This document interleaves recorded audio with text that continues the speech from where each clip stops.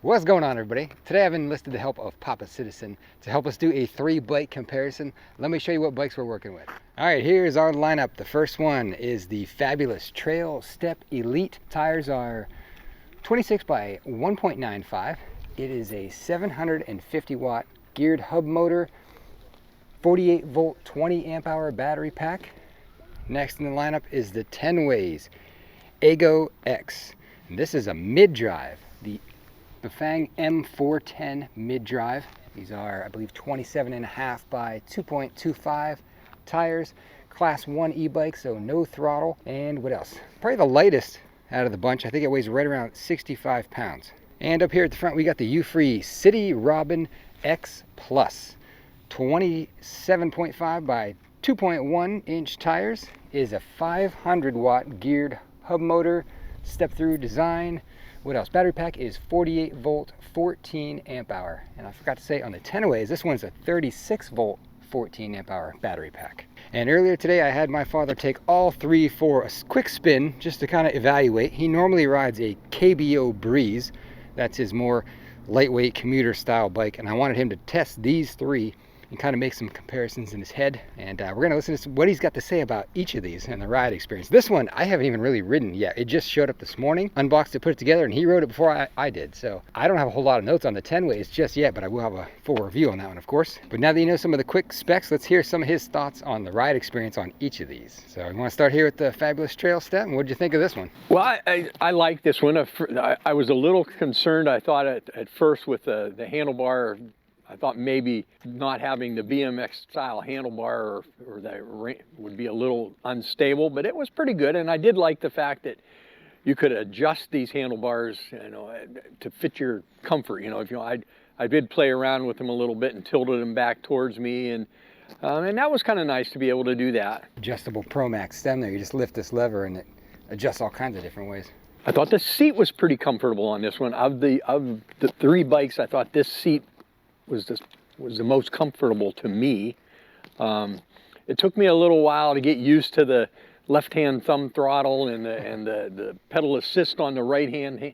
It's just kind of opposite of what I'm used to. But once I got the feel of it, it wasn't too bad. I thought this bike rode kind of nice. It was very comparable to the KBO. The KBO being back home, I can't ride it here to really compare. Speed-wise, I felt this one, I think the KBO, because we've modified it a little bit, I think is a little bit faster than these. I think since we put the other controller on, just by a couple mile an hour, but I was very comfortable riding this bike around. I mean, it was a nice little bike to ride around town on. And what's the ride position look like? Can you show us that? And the KBO, I think stock, that KBO maxes out at 22 miles an hour. This one, I've had it to 28 on the. But I think when we put the different controller on it, or the different display, we got it up to 28, I thought. Yeah, somewhere up there. Yeah, but this is comfortable. I like this. I like this handlebar setup a little better than the City Robin one. I mean, the City Robin one kind of comes back a little bit more, I think, to you. That I'm not used to that. It's probably not anything bad. I mean, I would get used to it if I rode it, but. How's the power on this one? Not bad. It's pretty responsive when you hit it. It takes right off. I like the bigger display than the other two. I have a hard time with the sun and my glasses focusing in on the smaller displays, so I do like that. Yeah, it's not a bike that I normally ride a lot. I'm usually riding the fat tires, but I was very comfortable on this bike. I think people would be very happy with this one. And that's got a suspension seat post. That seat is at the minimum seat height, and you're what, 5'10"? Yeah, five around 5'10". So to get it lower, you have to take the suspension post out. But it is nice being the step through, and I tried to, I checked the fishtail out on it, and it does. All these step throughs. All the step throughs do that. Have that, and. I never noticed it before until I rode the other bike, and now I check it on all of them. And if you don't know what we're talking about, when you are on a step-through bike like this and you shake the handlebars kind of side to side, you feel it just kind of ripple through the bike like a snake because the frame's not as rigid as this, a bike like this where it's got the top bar. So where you kind of notice it riding is if you hit if you're going down a groove, hit a groove on a road, you know, if you're going and you hit that and it goes like this on you, that's when I first noticed it. And, you know, and once you get out of that, it goes right away. But yeah, I like this bike. All right. Well, this one was an experience for you because you don't. Yeah, this one is a toughie for me. You don't do mid drives. He's got a mid drive phobia. Yeah. If you're a regular cyclist and you ride just a regular bicycle, this is it. This is what you want.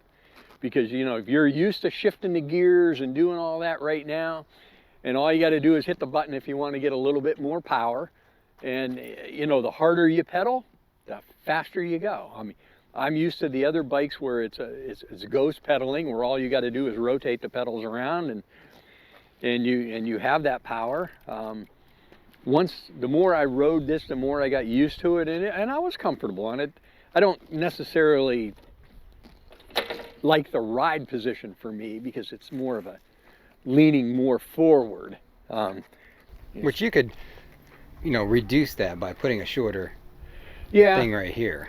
And, you know, not you're leaning, and I suppose we could probably put an extension on too and bring it up a little bit. But a cyclist is used to this position. So the handlebars I like, they're nice and wide. You got good, you know, good feel on it. They are very I like wide. that. The headlight's kind of neat being incorporated in there. That looks really slick. That's a cool Yeah. design. However, you're never changing your headlight. You could add an additional, but Yeah. Yeah, but you know, it's like I said, I'm not a big mid-drive person. I got comfortable riding it, and like I said, once you get it in, you know, once I understood how to change the pedal or how to change the gears and the pedal assist and putting pressure on the pedals, then you could feel it take right off. And this is a bike that, if by some chance you lost your battery out on the road, you could pedal this one home normally without any power, because it pedals really easy. Whereas these, especially the fat tire bikes, you don't pedal them at home. You get off and push them. yeah, I gotta agree with you. This one is, out of these three, the easiest to pedal with no battery.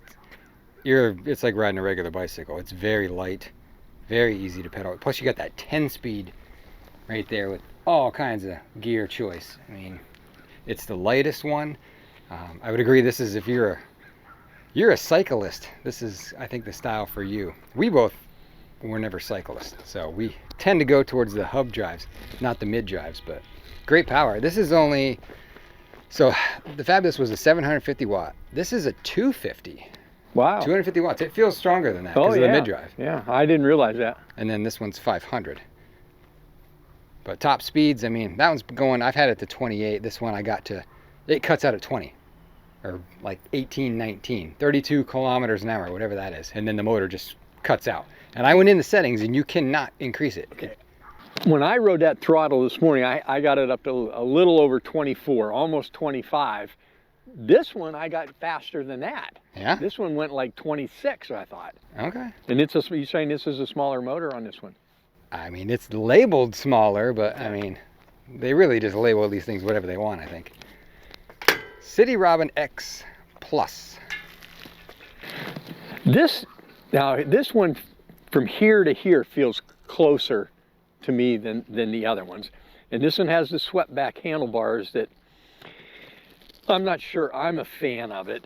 I know the ladies like my wife used to like the handlebars that came back. I struggle with the small display with my glasses, in the sunlight, trying to see what it's telling me there.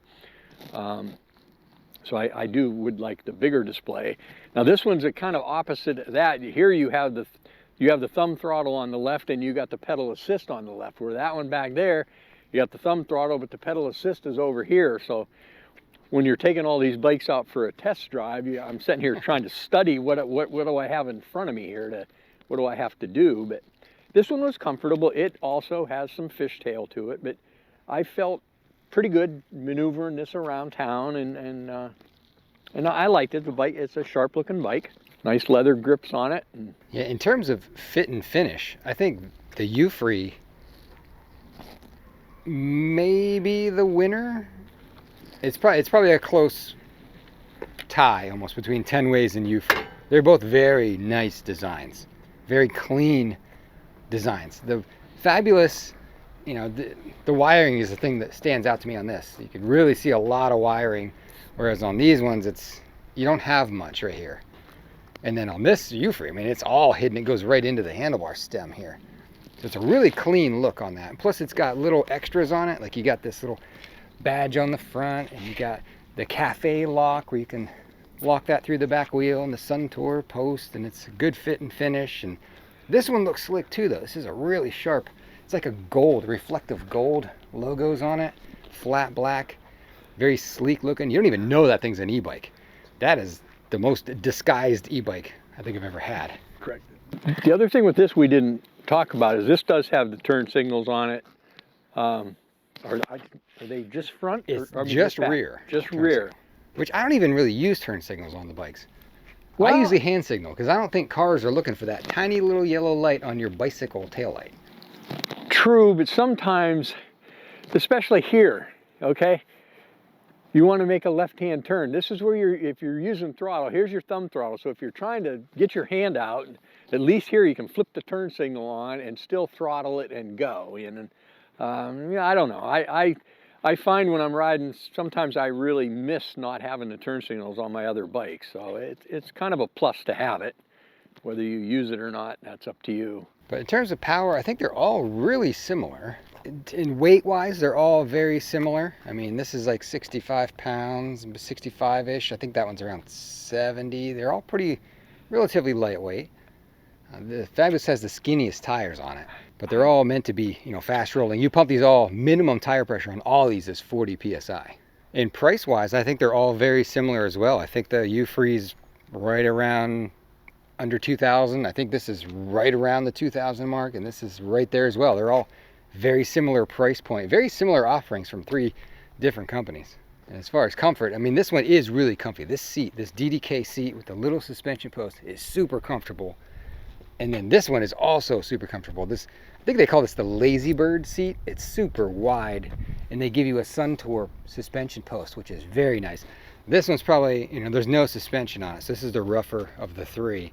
And this seat, you know, it actually wasn't as bad as I thought it was going to be. It's very soft for how thin and small it is.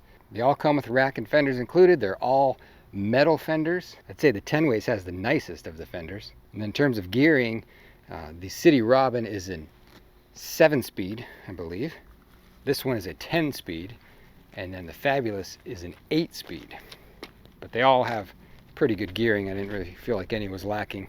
So now the question is, any of these 3, do you like any of these better than your KBO Breeze that you've been riding? I still like the KBO. I mean, I wish my KBO had turn signals, you know, and some of the features like that. But this is easier to get on than the KBO. I mean, the KBO is not a step through, so it probably gives me a little more better feel for stability. I don't get, you know, of course, don't get the fishtail on the KBO. If I owned this bike and we had a KBO sitting here and I probably would have still gone with this bike, you know, whatever I had originally. I'm comfortable with the KBO. I've had, you know, we've had it for quite a while now. So you're just used to that one. Yeah, I mean, all right, so take the KBO. You've got me spoiled because I have so darn many different options to ride. I'm super spoiled. This is the second most spoiled person there is around. But okay, so take KBO out of the equation and you had your choice of these 3. Which one do you think you'd be inclined to take? I'd probably take the Fabulous. Fabulous? Okay. Yeah, there's nothing wrong with the Tenways other than I'm just not a cyclist person. I don't want to get into shifting gears and doing that. You know, I put it in the highest gear and I adjust my speeds by pedal assist, and you know, so that's why I like the other ones. Now I think if I had to choose one of these, I'm not sure which one I would pick. They got benefits to all of them. I mean, this one's got the biggest battery pack, the most battery life. I rode this thing throttle only for like 38 miles. So to me, the standout thing on the Fabulous is range. This one, you got good power with that mid-drive, and it's lightweight. It's the easiest to pedal, feels most like a bicycle. That's definitely the most bicycle feeling. So if you want to get a workout, this is your guy. This one, I think stand out on this is fit and finish and all the little knickknacks on this one. So you've got, you know, your fancy Sun Tour suspension post, you got a cafe lock. I got their folding bike lock there that comes with an integrated phone mount. It's very clean looking. I mean, they all cost about the same. Guys, tough decision. I don't know. I don't know if I'd pick. I guess it depends on what I'm going to be doing. If I want it strictly to get a workout, I'm probably going with the Ego X Tenways. And if I'm just going to ride it around, throttle only, maybe fabulous because it's got the most battery life. But I don't know, the City Robins are really comfortable to me too, because I kind of like the swept back bars on it. The City Robin is kind of, it's very nice because the rack is really incorporated right into the frame. It's like it's not an add-on, where the Fabulous, the rack is an add-on. So this kind of flows together really nice. And so I'm saying these two, the design of it is just, because this one, all the welds are ground smooth and it's just finished off. Same with the Tenways. And then this one, I mean, you do see all the welds here, and then you get this big bulky thing down here where the controller's hidden under there. I mean, all three really great options. I guess it just depends on which flavor of bike you were looking for. They all come in different colors as well. So, all right, there you go, everybody. If you are shopping for more of a commuter style e-bike, there's some choices for you. I'll link each bike below so you can find it. And I really hope you found that commentary from myself and my father helpful. Thanks so much for watching.